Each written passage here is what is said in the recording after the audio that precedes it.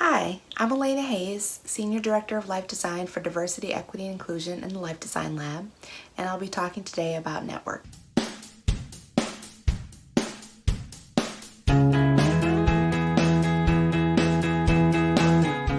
Our learning objectives for today will be to talk about why networking is important for your career success. We'll talk about how to tell your story. We'll also talk about some strategies and tips for networking for career opportunities. And then finally, we'll talk about some virtual options for networking, including LinkedIn and People Grove. So first, a networking reframe. I know that usually the term networking gets a bad rap, but really networking is just like asking for directions. It's an opportunity to talk to people, learn new things, and find out where to go and how to get there. So first, why network? We network because, according to a LinkedIn study, as many as 85% of jobs are filled through networking. So it's important to be able to tap into a network to find opportunities that are available. In a competitive job market, networking can help you get your application in the right hands, making sure that you are able to have an interview and prepare for the interview. It can also introduce you to new career fields and roles that you maybe hadn't even thought about because you learn about new things in talking to people. Networking can expand your list of professional contacts and help you throughout your career. So it's not just for your first job or your first internship, but it's relationships that you can use throughout the duration of your career. And it can actually be fun because it really boils down to relationship building and getting to know one another. You need to think about who is already in your network. You obviously have your family and friends in your personal network. You also have an academic network from faculty, classmates, lab mates, Hopkins staff like myself. You also have a professional network if you've had a job on campus or a job outside of campus, supervisors, coworkers, clients. Certainly you have a network within your community, people that you may be members of an organization with, or your place of worship, or neighbors or parents of your friends. And then there's always the virtual space with Facebook, LinkedIn, Twitter, People Grove, etc. When you network, one of the things that you have to do regularly is tell your story. The elevator pitch is a way to tell your story, and it can be very useful in a number of situations. You can use it when you are at events that are specifically designed for networking. You can use it for everyday encounters when you meet people. You can also use it at academic and professional conferences. You can use it at cocktail parties if you're of age. And when you go to career and job fairs, you'll use your elevator pitch on a regular basis. You also may use it when you're doing cold calls to employers. And then finally, in job interviews, it's really the answer to that first question that always is asked, tell me about yourself. When you are crafting a basic elevator pitch, as I said, it's the answer to tell me a little bit about yourself, or kind of who are you and what do you do. That's the basic of what you're getting out. So take a minute to think about what are the things that you would really want a professional contact to know about you. Some things that you might include are aspects of your research or your field of expertise, maybe your major and what you're studying. If there's a particular question that you're trying to answer or problem that you're trying to solve, what your professional goals are, or maybe your biggest success or accomplishment to this point. A basic structure example is, hi, my name is Alayna, and I will be graduating from the School of X with a degree in whatever major, and I'm looking for an internship or a full-time opportunity in a particular field. Once you have your story down, it will be helpful for you to use when you're networking your way to career opportunities. One of the ways that you can do that is to have informational interviews. Informational interviews are just a short conversation between people with shared interests. It's not a job interview, but it is a way for you to get in front of people and to get introduced to other people that may be helpful in your career search. You lead the conversation when you have an informational interview, and you should come prepared with targeted questions. And you should also be prepared to answer that initial question, tell me about yourself, which is where your pitch comes in. When you're requesting an informational interview, be it through email or on LinkedIn or some other platform, you want to remember a few key things. You want to always be polite and formal. You want to introduce yourself in your email or whatever correspondence. You want to make your connection clear. So how did you find the person, whether it was on LinkedIn or People Grove? You want to mention why you're reaching out to them.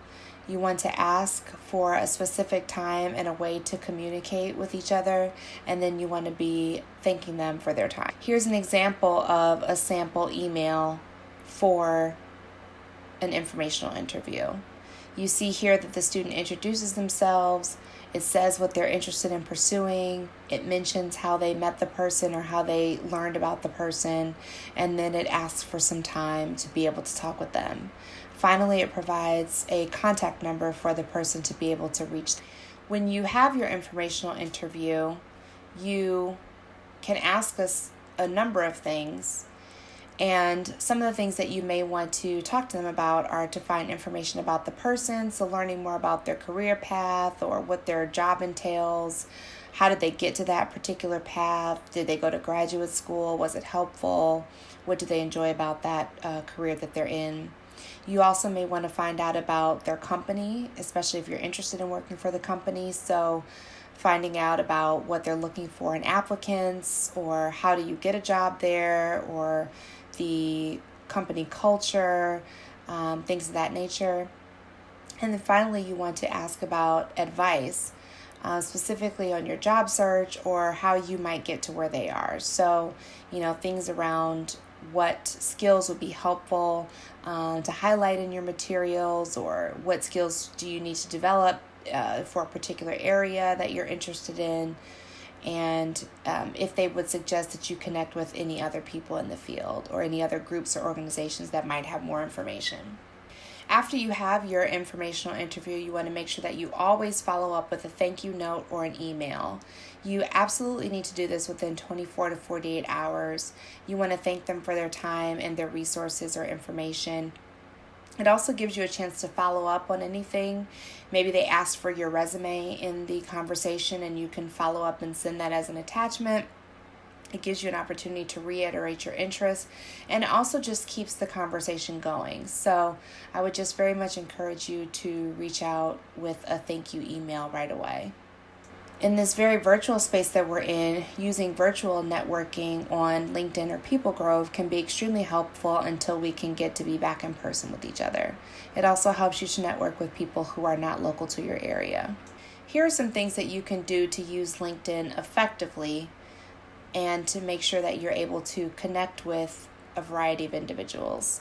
If you're comfortable, you want to add a picture.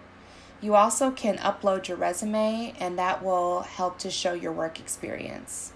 You can create a headline that's reflective of your goal and what it is that you're seeking or doing at the current time. So if you're looking for work, or if you are currently working in a particular area, you can put that there.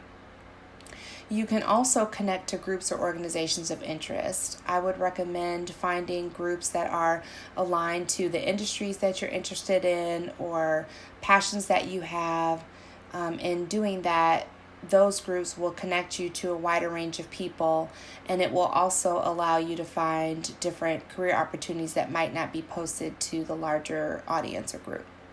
You can get recommendations from people that you've previously worked with.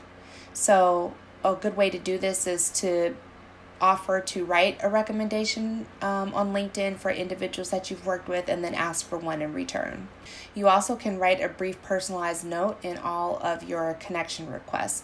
This is a good way to be specific about why you want to connect. It also looks like you took more time than just the very generalized note that's automatically provided from LinkedIn. And then finally, you can begin searching for Hopkins alumni in fields or companies or locations that you're interested in. You can search for alumni on LinkedIn by looking up Hopkins in the search bar and navigating to that, and then clicking See Alumni. Then you can filter down to the alumni by the areas that are important to you. So if you want to filter by location or organizations that they work for or the fields that they're working in, you can begin to filter down to those specific things that are of interest to you. You can even filter into what years they attended Hopkins. Get to where you've navigated to and what you want to see, you'll see the different alums that are listed at the bottom. And then you can click through each of those and begin to reach out and make connections that way, still writing your personalized note in each request. You can also search for jobs on LinkedIn, and in doing so, once you look for an opportunity, each job will show if you have connections to someone in that organization, whether it be from somewhere that you've worked before or your school or anywhere. So it will show people that you may know or that you can at least reach out to that you are, connected to in some type of way. Very effective if you are active on it. Certainly people are often on it and they're just passive in that they accept invitations, they may reply to messages, and they don't check LinkedIn very regularly. But if you are in a situation where you're actively trying to build your network, you are actively trying to find an opportunity, you should be more active on LinkedIn. The person who's doing that is looking for new connections, sending personalized messages and invites to people that they know. They're congratulating people on job anniversaries and promotions. They are posting updates or sharing articles, sharing things from other people. They basically just have a presence on the platform. And they're checking LinkedIn every day. This is really easy to do if you have the LinkedIn app, in which you can have it right there on your phone like you would Instagram or Facebook or any other social media platform that you have.